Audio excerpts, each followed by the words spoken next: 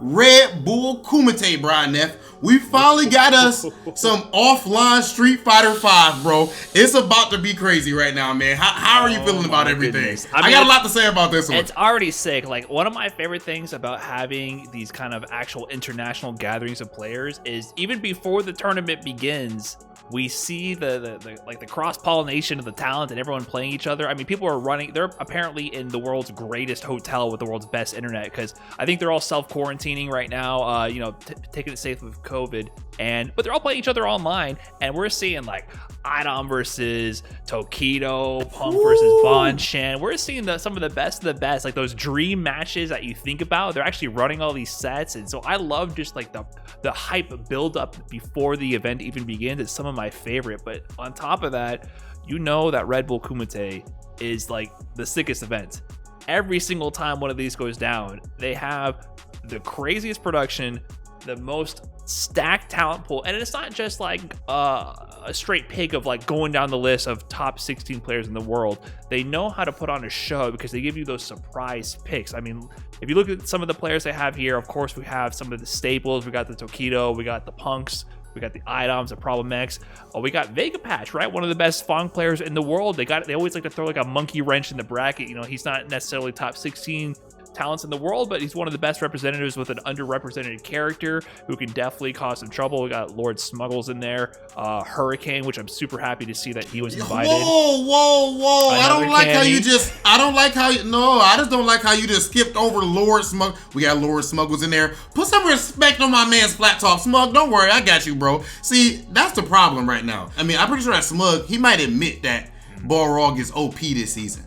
So that's why you're trying to just skip over his name. But he's a G main. I don't know if Smug said that. I feel like I might remember him saying that, but I don't want to put words in his mouth. But he just comes off as someone who might admit that, bro. And I'm pretty sure he is a Balrog main. You know I'm looking forward to. So I'm one of Smuggle's biggest fanboys. But what I'm saying is I'm trying to give the newcomers some shine here. That's all I'm trying to do. Okay, respect. Smug is an RBK staple at this point. I mean, he's had some of the most iconic sets at that event.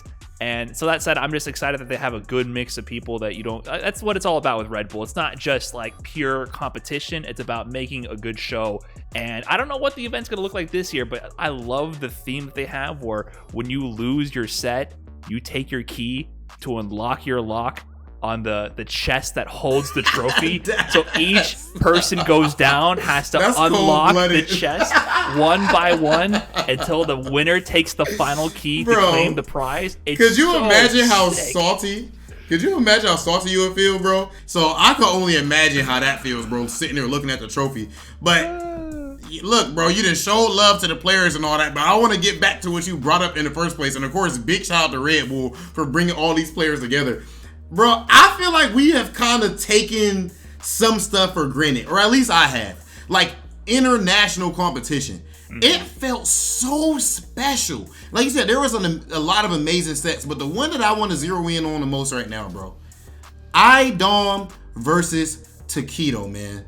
We were able to see America's finest, Japan's finest clash, and we're just used to being able to see that at all times. That set, that first to 10, I don't mean it. Hey, look, spoiler alert, but iDom was able to take that set. They should know by now. Yeah, if you tapped in, if you plugged in, it was 10-7 iDom, but it was like 4-4, 5-5, 7-7. It was right there neck and neck. And what surprised me, Brian, was at the end of the set, iDom says, "Oh my goodness," I'm paraphrasing, but he said something along the lines of like, "Man, like even though there was no stakes on it, like financially, he's like, I feel like my pride was on the line." Aren't you? Isn't that weird to hear? That's crazy to hear him say, right? No, like he said that. iDom he doesn't usually show emotions like that. The only time I hear emotions from iDom is if Abigail's on the screen. That's the only time you get any kind of human element. Yeah, or a Diamond Akuma maybe if he's on a 100-game win streak. Right. That's about it. You got to pick Abigail to get something out of him. So hear him say that his pride is on the line. I mean, some players every set it's like that. You know what I'm saying? Like some players. I mean, I'm one of those players, to be quite honest. If I'm playing, I'm taking it seriously. Like, my pride, for better or worse, is on the line. For iDom to say that actually means something. And I think what's different now is, you know, you're saying we used to always get that. I don't even think we always used to get that, because I think the CPT schedule, normally people are so focused in on the tournament and the fact that they have to qualify for Capcom Cup. We don't really see these sets stream like that, you know, just by the environment. They're in their hotel rooms. They might play privately a little bit. There might be some mixed match of different scenes, but it's not like we see these things streamed and like events put on. I think the fact that we've been so secluded in our regions for so long that it really builds up this hype and these kind of moments where we just want to come together and we want to see the best play. But now that we have, like, everyone's been in their own region for so long, you know, we have Europe and, like, oh, Salt Mine League is better than NLBC, right? Oh, NLBC is better than Wednesday Night Fights, like East Coast versus West Coast. We have regional rivalries. We're all kind of like dogs. Dogs on a leash. We're all like dogs on a leash right now. Dogs on a leash. So that tension has been building for so long, and we're finally starting to see it come together. And that's what's so beautiful after all these, like, online events. Where they've been. I've loved the fact that the community has come together to have all these online events for their regions. But that means these regions are hyping each other up, and now Red Bull Kumite is here and it said, okay, who's the best? We got like half of Europe is in there. We got a bunch of American representatives, a bunch of people from Japan. So we got some international killers in the house, and I'm just ready to see the show at this point. I mean, it's been a long time coming.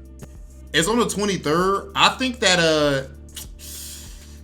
as far as my favorites going in, man, I'm not gonna lie. If I gotta pick a number one favorite, let's do this. Let's do a favorite and a sleeper pick. And I'm interested in reading everyone else's favorites and sleeper picks for this too. Okay. I'm gonna say, you know what? My sleeper pick is gonna go ahead and be Hurricane, man. Shout out to my guy Hurricane. He's been killing it for a long time with the Cammy. But I think this past year during quarantine, he's been doing his thing over there. I'm not trying to say he's the favorite, but that's my sleeper right there. He gets a lot of hate because he is a bit of a Cammy down player, and we do not respect that. Brian, I know that you're on that list of Cammy down players that Broski put you on, rightfully so. But that's my sleeper. But my pick to win it all, bro, is iDom. I think that iDom he's underrated. This could sound so crazy to people, bro. iDom is underrated to me. I think that after Capcom Cup happened, usually you can see, does this person who won Capcom Cup continue to kill it, or do they fall off? And you make your judgments. Is this person really the best in the world? Where are they really at, right?